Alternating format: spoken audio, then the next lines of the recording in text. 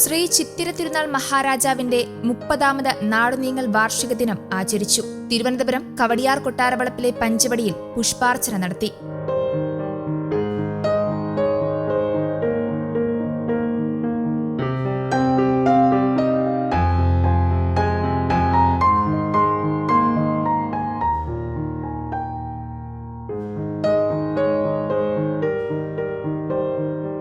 ചടങ്ങിൽ ശ്രീമൂലം തിരുനാൾ രാമവർമ്മ, അശ്വതി തിരുനാൾ Gauri Lakshmi Bai, Pooyam Thirunal Gowri Parvathi Bai, Palode Ravi, Bheema chairman B Govindan, SN Raghuchandran Nair, Sasthamangalam Mohan, B Rajan തുടങ്ങി പ്രമുഖർ പങ്കെടുത്തു.